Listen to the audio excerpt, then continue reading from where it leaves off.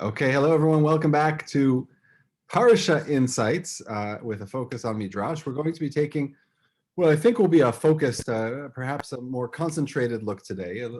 By that, it's code word for a little bit more brief than we've been in past weeks.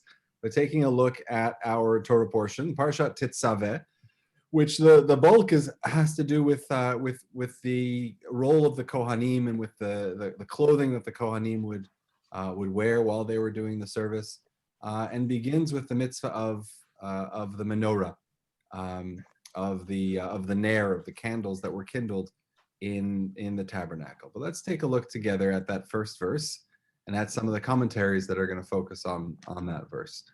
So beginning Exodus 20, chapter 27, V'ata tetzavel b'nei Yisrael, and you command the children of Israel. Who's you? Doesn't say. Who's you? So one of the great teachings of which I may have said in this context before, but of modern pop culture, is there's an episode of Seinfeld that deals with the question of within a relationship, at what point can you call up the other person, and say, it's me. Hi, it's me. Without introducing, without saying your name, without saying anything. There's a point of familiarity that the name is being the name is not necessary. So here too, v'ata tetzave, and you command. So who's the you? It's Moshe. You, Moshe, command. Do we need to say at this point, the 27th chapter of Exodus? Do we need to say Moshe's name? No. When you say you, it's Moshe. It's already reached that point in the relationship. You don't need to introduce. V'ata tetzaveh b'nei Yisrael, and you command the children of Israel. Vayikchu elecha shemen zayit zach, and take a clear oil, the pure oil, katit lamaor. It's beaten. The olives have been crushed for lamaor, from the word or, light. Laha'alot ner tamid, for the kindling of the lamps. And the word tamid, on a regular basis. Do it regularly. Be'ohel moed michutz laparochet, and in the temple, the tent of the meeting, michutz laparochet, outside the curtain. So this is going to be important, where exactly the candles are being lit. Where do candles need to be lit? This is one of the basic questions. Where do we need candles? Inside. Inside, but in particular, where? Specifically, where does one need candles? Menorah. Sorry? The menorah. The menorah needs to be lit, but in commanding this idea of or, of light, where is the most sensible place to put the light? In a dark place. Outside the curtains. In a dark place. So I would say it's not. The counterintuitive is that really what would make sense is that it's in the Ohel Moed. Inside the tent to be. Don't you want to bring this fire to God? Don't you want to light up the darkest of places inside the tent of meeting where there are no windows? There's no light coming out. No, outside the parocha, outside the curtain. Asher al ha'idut yarocho to Aaron vanav me'erev ad boker lifnei Adonai. So they're going to. Aaron and his sons are going to take care of this before God. Chukat olam l'dorotam, as a due for generations, a law for all generations, me'et b'nei Yisrael, from before the children of Israel. So here is just the first two verses, and these are the only thing we're going to be looking at how the Midrash treats these verses. There's a comment, and the two kind of major questions connecting to these verses are, number one, why is the anonymity of Moshe? The style of the Torah is typically, and God spoke to Moses saying. That's the again and again and again. I don't know. There are people who know this better than I, but there is a certain number of times in which the Torah says, and God said to Moses. There are also times when God said, when the Torah says, and God spoke to Moses, vayedaber. But here it's just, hey, you, command the children of Israel. So there's something stylistically off about this, that Moshe's name is not part of the narrative. And the second anomaly, I suppose, is just this whole commandment of the candles and the tent of meeting, like what's in it? What's behind this? What's the meaning behind this commandment? Okay, David, I'm admiring your background. Where might it be?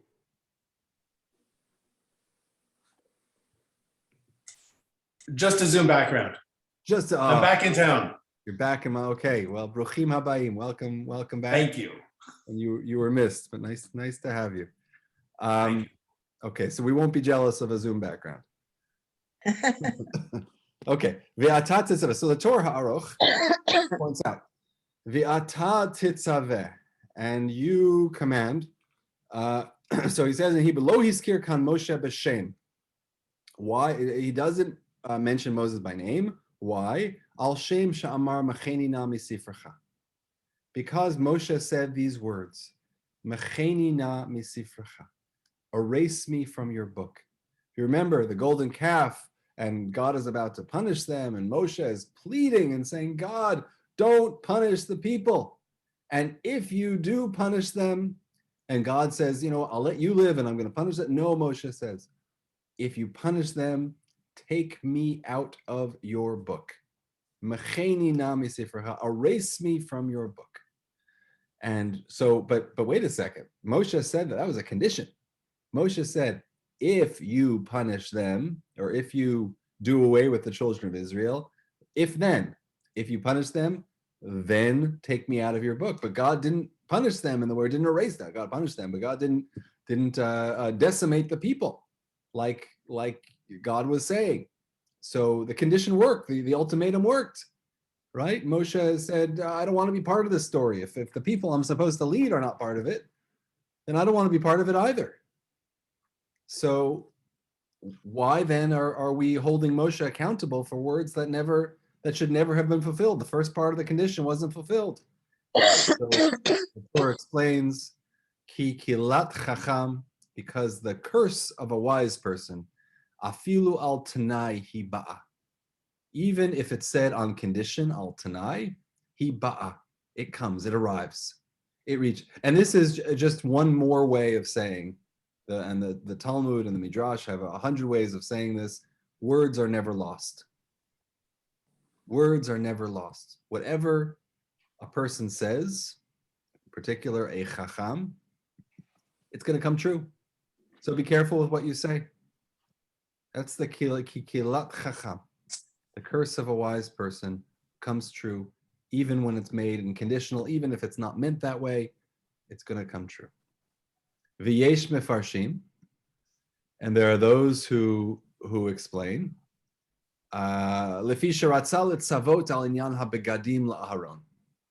Because why another? So here's another interpretation that's taken actually from the Zohar, which is because God wanted to command about the garments, about the things that Aaron would be wearing. Moshe atid liot kohen gadol, and there was a point at which Moshe was supposed to be the future high priest. There was a point. That was that Moshe's career trajectory was to be the high priest, what his brother ultimately assumed. V'hayalo agimat nefesh. And it would have been painful for Moshe to mention his name next to the things that he was supposed to assume. Moshe, you might have thought that you were going to become the high priest. So when we talk about what the high priest wears, we're not going to implicate you in those verses, because it would be painful for you to hear your name, to see your name connected to those verses. Okay, so that's the Torah Ha'aruch, and I'll leave that with that. I want to leave that right there. So basically, the comment being, why is Moshe not part of the Parsha? Why is he not mentioned? So 2 reasons, says the Torah. One reason is that Moshe made this kind of decree. He said these words, take me out of your book. If you do this, take me out of your book. And the curse of a wise person, even if it's conditional, even if it doesn't come true, even if part of the condition is not fulfilled, still it doesn't go to waste. It's going to come. It's going to arrive. And the second one was out of consideration to Moshe. One is Moshe's fault.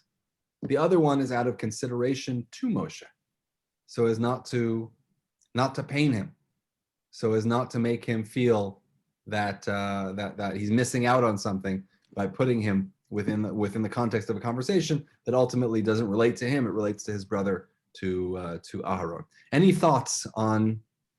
Why did you say that it was Moishe's fault? So the first reason, because Moshe said those words, if you destroy the people, then erase me from your book. The minute Moshe let those words leave his mouth, the idea is he should have been more careful from those. But you're right, Peter. It doesn't have to be a fault. It can just be a result of his saying those words.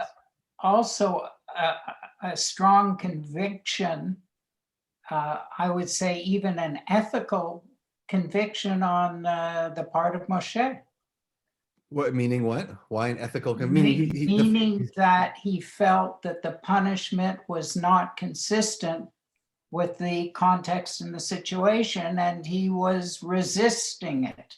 So it's not a fault, really. It's a perspective. Yeah, that's a great point. The lesson that the Midrash takes away from it, being as quoted here, the lesson being that the curse of a wise person never goes to waste, is a warning to anybody else who might consider this. So you're right. It could be that if he were given the chance to do this all over again, that Moshe would say the exact same thing. Right. And Moshe would say, God, erase me from your book. And if it means I have to sit out a Parsha, then I'll sit out a Parsha. I made this joke. I was talking to one of my kids actually about, now is the time for those basketball fans out there, the NBA. Now is the time of the year in which I think we're approaching the trade deadline, and so players are being traded from one team to another. And the common practice is that once you're designated for a trade, you don't play. You sit out those games because you can't risk injury. You can't risk anything happening before a big trade is made. And so you sit out a game, and there are a number of games, and we've seen over the last few nights, there are a number of games that are just absolute blowouts. They're not even competitive because the stars are all sitting for one reason or another. They're negotiating a trade or whatever it is. So, sometimes you sit out a game and you take the repercussions of it. It's okay. I know what's going to happen. For those who follow the Brooklyn Nets, who have three of the greatest players in the league on their roster, but when the three players who are so good on their roster, when Kevin Durant is injured, when James Harden, who knows what's happening, and when Kyrie Irving is not playing for a variety of political reasons, when you lose your top three players, you're going to lose by 35, 40 points. You could be the best team in the league, stacked roster, but still, if you sit out your best players, you're gonna take one for the team or take one for the whatever it is. So, the bigger question here that I'm struggling with this concept of Moshe is the so what question. So okay, Moshe is absent.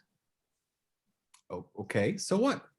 Why is that a source of concern? It could be that Moshe, and I think that's what the second answer is getting at, which is Moshe is sitting out, but it's for a good reason. And you're right, the Parsha, this particular section of the Torah, is less enriched because Moshe's name is not there. You have less of a chance of winning if you're not starting your star player. If the Parsha begins with the words Vayomer Hashem El Moshe, that's powerful. If it just starts with weaker word, V'ata Tetzave, you know what? Maybe it's a little bit weaker, but it's okay because Moshe is not there for. Now, don't worry, Moshe is not getting traded to another team. Don't worry, Moshe is our leader. He's our starting point guard. He's the point guard and the shooting guard and the forwards and the center all in one. He is everything. Everything is invested in Moshe. But the reason he's sitting out this game is for a greater purpose, which is to cause him less pain, or according to the first answer, is to teach a lesson about the power of speech. Maybe you're right, Peter. Maybe it's not a punishment to him, but at least to get that lesson across that speech is never lost, or because it would potentially cause him pain, and that's enough to sit him for that one game, for this one parasha. I have a question. Yeah. I wonder if it's Yeah, Abby. I'm wondering if this has anything to do with who Moshe is and his modesty, right? The fact that that's what it stresses about him, that he is Anav. And clothing is something that actually does not come up in the context of Moshe in general. And so that is not a factor of his leadership, as opposed to the Kohen Gadol, which is very important, what he's wearing, and to have that show, so to speak. If anything, Moshe is asked to take his shoes off, right? I can't think of another place, right, of his clothing mattering, which it does matter with other leaders like Joseph and the Kohen Gadol. Well, thanks, Abby. Now I have to rewrite my sermon for Shabbat. No, that's you're 100% right to point that out. And in fact, I was actually communicating that point with a common friend of Abby and mine, who they live in Strasbourg in France. And I visited them on Parasha Tetzave 3 years ago in 2019. I happened to be in Strasbourg on Parasha Tetzave. And there was a class that I attended after services on Shabbat morning. And that was the exact point of the class, which was to say that the garments are letiferet, that what they're wearing are just to bring out the grandeur, to bring out the glory of the human who is wearing that. And that's antithetical to who, as you said, Abby, that's antithetical to who Moshe is. His humility and the spectacular clothing that's being placed on the Kohen Gadol are just incompatible with each other. And so his absence actually makes space for that discussion about the clothing. That's great. Thank you for bringing that up. And maybe I'll ask a show of hands of who's going to be in Shul this Shabbat to see whether I can repeat that idea on Shabbat. I'm just kidding. It's okay. Good to have a challenge to come up with new concepts. Okay. Okay, let's continue. Look, there's a lot here, and there's a lot about Moshe also. There's a lot about what it means to be absent, and the sensitivity also that's shown to Moshe.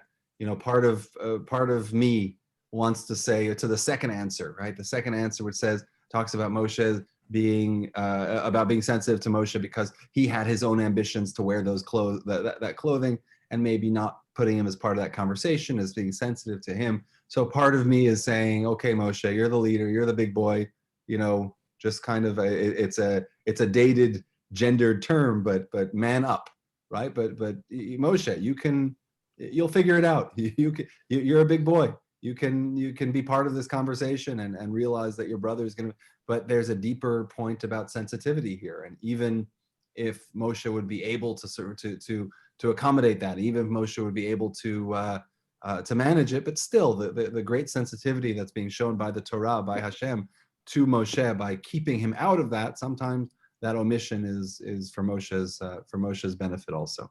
Okay, the Chizkuni, we've looked at a number of times before, and then we'll get to a Midrash. Says, Vayikchu elecha, bring to you. So just to go back to the verse, the Tetzave b'nei Israel, you're going to command to the children of Israel, Vayikchu elecha. So that word elecha is an unusual word. Elecha means to you. Vayikchu, take to you or for you the oil that's going to be for the menorah. What do you mean for you? Why are we lighting this menorah to begin with? Why is that for you? It's a very perplexing word. Vayikchu elecha. The verse could very easily survive without that word. The verse, if it just said Vayikchu, it would be fine. But the fact that it says Vayikchu elecha, okay, let's take a look. So the Chizkuni says Vayikchu elecha letzarcha, for your needs. So that you should be able to see going in and coming out. The God says the menorah, the what you're lighting, ain't for me. It's for you to be able to see where you're going. V'lo bishvili shel ora eini tzarich. God says for the light, eini tzarich. I don't need light. V'raya ledavar, and the proof michutz laparoche, because outside of the curtain, asher al hayidut, that's covering the law, the tablets, So here, this is differentiated, just pointing out, as the Chizkuni says, and we're going to see how the Midrash develops this point, is that there's something here that you're doing this for your sake, that there's some type of a proactive nature to the candles. God is commanding us to do something that God has no need for. What does God care about light and dark? God can move around regardless of whether one can see or not, or whether God can see. God knows where things are. So why do we need light to begin with? Elecha, letzorkecha, for your purpose, for your reasons, for your needs. Look at the Midrash. The Midrash Tanchuma says, Amar Rabbi Meir, the name of Rabbi Meir, Amar Kadosh Baruch Hu, that God said, Chaviv alai nerot she'aron madlik min ha'ma'orot shekavati b'shamayim. This is a powerful statement, and I want to meditate on this for a moment. God said that the nerot she'aron madlik, that the candles that Aaron kindles, they are greater, chaviv, they are more beloved to me, min ha'ma'orot shekavati b'shamayim, from the lights that I fixed in the heavens. From the luminaries, the sun and the moon and the stars, everything that gives light. You know what's most precious to God? The candles, Aaron's candles. That's and where is the Midrash getting this from? I mean, a part of it, it's hard to pinpoint exactly, but there's a word. The word is lama'or. That Hebrew word lama'or. And so for the reader of the Torah who's been with us since Simchas Torah, since Bereshis, since the beginning, the reader of the Torah is going to say, hey, wait a second, I know that word from somewhere. Ma'or, ha'me'orot, the idea of the luminaries. How do I know that word for light? There are a lot of different ways to say light. You could just say or. It's ma'or. That's going to take me back to Bereshit. That's going to take me back to creation. That's going to take me back to God placing these elements in the sky, placing the sun and the moon and the stuff. And so the Midrash is going to say, okay, there is a connection actually. And the connection is a comparison. That God is making a comparison and saying, your ma'or is better than my ma'or, is more beloved to me than my ma'or. Why? Lama? Going back to Parasha Naso, going forward to Parasha Naso, when the Nisi'im, when it describes that the princes and the heads of the tribes, the representatives of the tribes, at the time of the dedication of the Mizbeach, that they all brought their gifts, that the tribe of Levi didn't bring gifts. Haya Aaron nafsho aguma. Aaron was very despondent. And you might recognize this word, aguma, nafsho aguma, because these were the same words that were used to describe Moshe, agimat nefesh, that we wanted to make sure that Moshe wasn't despondent, wasn't upset.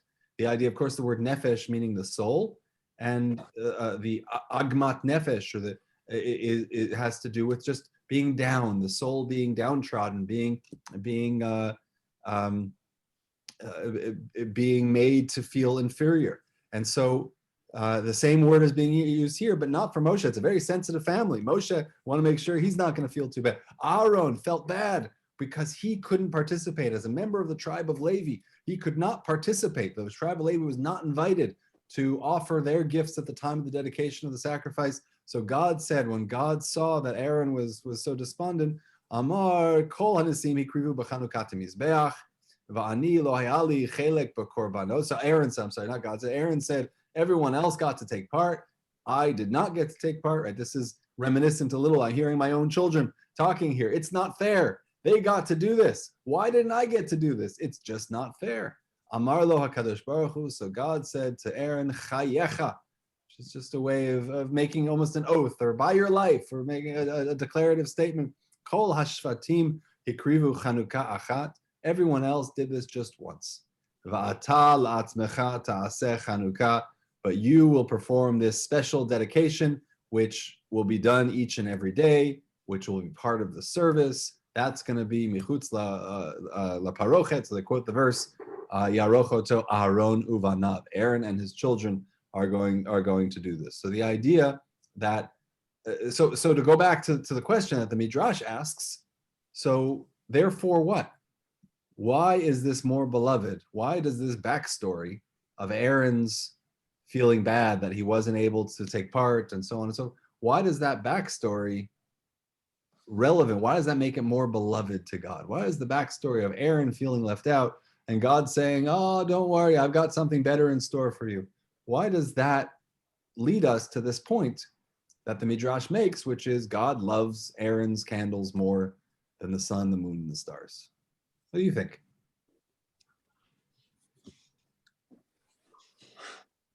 Maybe it represents humanity. The sun and the stars are not people. They're forever, but the humanity comes and goes, and it's a way of bringing something from humanity to God in respect and in honor, perhaps. Esther, I think not only perhaps, I think most definitely. I think what you're getting at is a theme that runs through many different midrashim, which is that what humans do with all of our imperfections is ultimately going to be better than what angels can do, and even what the divine can do, and even what God might do.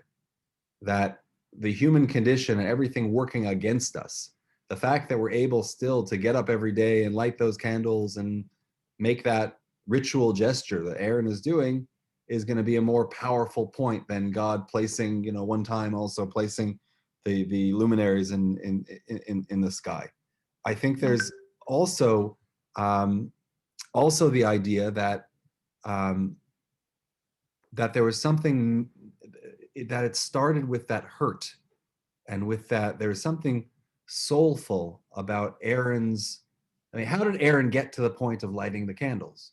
Because he felt bad, because he felt like he was missing out on something. And I think there's something there that certainly doesn't exist in the sun, the moon, and the stars. What are you missing out on, right? God just does it. But because of that emotional backstory, I think that's what gives it its power. That's why the Midrash says, Chaviv alai nerot, that these are beloved to me. These are very significant for me, because there's something human about it. Because there was, I don't really want to call it jealousy, but I want to call it that we might call it we might call it fear of missing out, FOMO. There might be something that Aaron is sitting there and saying, wait a second, I want to be with them. They're doing something special. Why am I left out? And God says, don't worry about it. They're going to be, you're going to have your turn, and what you're going to have is even better. Theirs are happening just once, but what you can do, that's amazing. That's majestic. That's better than the sun, the moon, and the stars, what you're going to be able to do. Any other questions before we move forward in the last few minutes that we have together? For this week? Yes, Rabbi, Mara. if I may, I enjoy your references to the NBA and to your children, and it makes sense, and it all follows a dialogue. What I have trouble in general, and not just with this parasha, and perhaps you could help me with that, and it's Amar HaKadosh Baruch Hu, or Amar Lo HaKadosh. God is speaking and having a dialogue, and there's answers going back and forth. And I appreciate all the commentaries, and if it's Tanhuma or whoever it is, or Rashi. But when it says, and God spoke to, and this is what God is saying, and then the direct answers. So I appreciate, and I always read it this way, and I appreciate it. But I still have trouble when everyone who does this says, and God says, and is quoting, and what's written, and God says. So how do we know what God says? It's your point is, it cuts right to the core of what Midrash is. And you're right. The reader of Midrash, and this is being recorded, so I can say that it's on the record, that the reader of Midrash is supposed to come in and encounter the Midrash knowing that the Midrash is not the Torah. When the Torah said, and God said that. When the Midrash says, and God said, maybe not. And I would even say, probably not. We are not supposed to read this as the historical record. We are supposed to read this as something that is coming from the minds, the souls of the rabbis. How they get to this, whether it's divine inspiration or not, that's a separate conversation. But they are coming to this as a way of illuminating the rest of the Torah. So once I read this, now I have a much more layered idea of, those verses that we read between you and me. These are dry verses. God, you command the children of Israel to light the candles. Aaron's going to light the candles. All right, big deal. And then the Midrash suddenly gets its paws on it and opens up all of these different avenues of interpretation. And suddenly you have God saying something dramatic. And God is saying, that sun and the moon that I created, that's there every day, and you could see all the time, and his benefits in all of humanity. What's even better than that? Your candles, your menorah. And suddenly you're taken aback and saying, wow, what does that mean about other things that I can do? What does that mean about how God encounters us? What does that mean about God noticing me? The sun and the moon, those are concepts that I can't even think about those in relation to what I'm doing. When I'm sitting here, in my own little desk and my own insignificant life and the candles that I'm lighting, what does God care? God has a sun and a moon to worry about, let alone what we know now is beyond the sun and the moon, let alone that we know that right now that the sun and the moon are insignificant compared to the rest of creation. So it brings me this whole area of meaning and depth that I wouldn't have otherwise. But Tamara, no, we're not supposed to read this as God said. And one of the big educational challenges that we have, in particular in elementary school education, often comes up, is differentiating between what is Midrash and what is Pshat and what is the verse. Because children will often come away with an understanding of, oh yeah, Abraham broke all the idols in his father's idol shop. Yeah, of course that happened. But that's not in the Torah. That's Midrash. That's coming from the imagination and the inspiration of the rabbis. And it's a story that's very well known, and many might think, well, I wonder what chapter or verse that's got to be a chapter and verse, but it's Midrash. So we have to differentiate between those, and thank you for bringing that up. I hope that was a satisfactory answer, but the short answer is no, God likely did not say this, but this is how the rabbis are bringing meaning to our lives and saying, when God says, you light these candles, God means it. These candles mean a lot to me. That's what God said. I appreciate the answer, and I guess I just wanted some more modern interpretations, because we have from the Talmud in that period, but where are the other rabbis giving us interpretations that maybe relate more to this century? Absolutely. Well, I tried with the NBA, maybe Yes. that's modern enough. We're writing our own commentaries as we're moving along, but Okay. there are a lot of, we at a different class, we could go through on the Safari online, you could look at the different comments even on this Midrash and see what more contemporary rabbis are saying, and see how this Midrash is quoted in different modern rabbis' classes. There's a lot to do here, but a lot of work to do here. But on surface level, the Midrash is actually taking a parsha that otherwise would be very difficult to connect with, and making us see these extraordinary, building up our lives and building up ourselves and making us feel much more connected to the text. Thank you. Okay. I'm just going to close because we just have a few minutes left. The Rabbeinu Bachya has this beautiful concept of this reciprocity that's happening. Basically, that God creates light for us and we create light for God. And just is underscoring the idea of the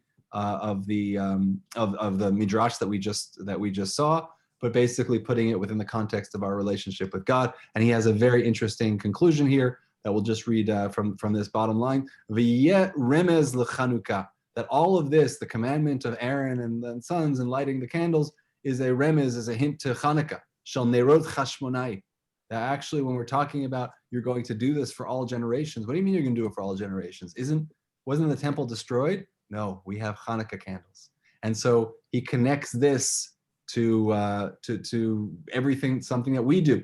Even to this day, we are fulfilling the commandment of Aaron of lighting the candles, because this, by extension, found expression in the Hanukkah candles. And a separate conversation we could have is why the Hanukkah candles and not the Shabbat candles. How does the story of the Hanukkah candles connect to Aaron? but there's the priestly connection, but there are other layers as well. But that maybe for Hanukkah we could talk about that. Finally, the Or HaChaim has a beautiful comment who says, "Omro lahalot olat tamid v'tamid ze'ein lo shiur." That has the idea of tamid, right? Well, let's go back to our starting verse. That lahalot ner tamid. That the purpose of the kindling of the oil was to bring up lahalot, to elevate, to kindle the ner, the candle, tamid. So the way it's translated here is regularly, tamid, regularly, constantly, tamid, but it means forever. That's the connotation is forever. So the Or HaChaim, the holy Or HaChaim says, tamid ze ein lo shiur. There's no limit to the idea of regularly, of when you say the word tamid, it means that there's no end. It's something that's perpetual.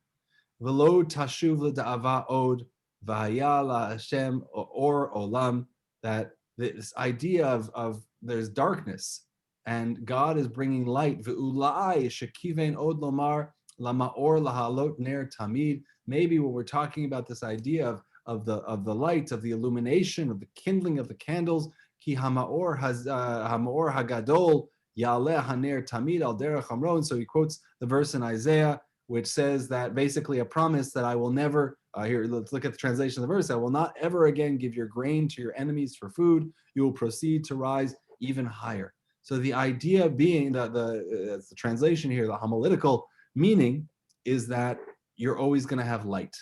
The promise that God, Tetzave, the promise that God says that you are to light the candles. So what? So we're lighting candles, big deal. No, it is a big deal, because what God is promising us is that the candles will always be there, that the light will always be there.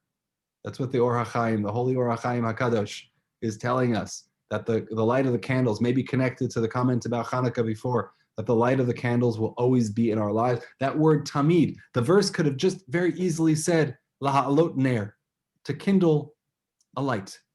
Why does it say tamid? The Or HaChaim says, because this light will always be a part of your life. Because that light will always be a part of who you are, even in your darkest moments, you're going to have light. That's the promise that God has given. So again, just to recap in the 30 seconds that we have left, these verses, you command. Why you? Who is you? Why is Moshe left out? A number of different interpretations as to why Moshe is omitted from the Parasha. And also, and the idea of the candles. Then we saw as well in the Chizkuni, the idea of this reciprocity, with the Midrash also talks about that we are lighting for ourselves. God doesn't need this light, which we saw in a later Midrash. And finally, the powerful Tanchuma as well, which noted that this light is precious to God. There's something about this light that is elevating the significance, that is elevating the meaning of our lives to a whole different level, so that little candle that Aaron is lighting is actually more powerful and brighter than the sun, the moon, and the stars. So we'll, any comments or questions? It's interesting that before when you were talking about Pshat and Midrash, like I know your kids go to Hebrew Academy. Back a while ago, one of my neighbors' child was studying for a Chumash test, and the parent couldn't help, and the other parent was out of town. So I sat down with her, I looked at her sheets, and we were going over stuff, and she started doing exactly what you don't want someone to do. She immersed the Pshat with the Midrash, and I said, no. And I took a text, and I showed her, that's not what the text says. And I looked at her sheets, and I understood why. The teacher didn't make a designation. So I know that it doesn't make that much difference when you're in elementary school, but it was just something that jumped out at me because it was something that I would say, very Sandra, dangerous even for adults. I think you're right, and Elaine notes that teachers do this in high school as well. I think there is another point here as well, which is it's not just about the Torah, and it's not just about Midrash, it's about sourcing. It's about understanding what is authentic and what is not. Understanding what is, and this connects to how we read the newspaper, how we watch TV. This is what the media is. This is how what is the Torah, right? What are the facts? what is and what given is commentary. and what is commentary. Right. And the Midrash is within the realm of commentary. Granted, it comes from the authority of it comes from the Torah. It's based in the Torah, but we have to be able to differentiate. And when children are presented with everything on equal grounding, and that's the educational foundation, it doesn't matter if it's Torah, it doesn't matter if it's Midrash. There's a missed pedagogical point there, which is how do we teach people to be intelligent listeners and to discern between what's authentic and what's not. So it also has a danger, because if later on in their life they look at something and say, but I was taught this, and then if they're not critical enough to say, okay, I'm not going to throw the baby out with the bathwater, right? It's just, I guess since I was brought up with sources before I went to Israel, and especially in Israel, my God, you have to source everything. When I was studying, it's just something that I was just sensitive to. And I noticed my older son I didn't have to do, but I used to review sometimes for my younger son in high school for his test. I didn't see that happening, which was comforting, but it was something I just said, great, I don't have to make that distinction. And I don't know, I mean, the teachers from Herzliya were a combination of Israeli plus American, but they seem to make a distinction between what is text and what is commentary. And this came up many times because they had classes in this stuff. Yeah, absolutely. No, and that class is on a subject, and they were taking a test, but it was distinguished, and it was marked even on their sheets what the differentiation is. All right. Yeah, So absolutely. We can return to this. We can return to this another time, because this is going to be a constant theme in the study of Midrash and differentiating it from the Torah. We're a little bit over time, so just wanted to thank everyone for your presence, patience, and our participation. And I hope this brought you back on a more positive note from the funeral that you had to talk at. Thank you very much. I appreciate that. Wishing everyone a Shabbat Shalom. Shabbat shalom. Shalom. Shabbat shalom.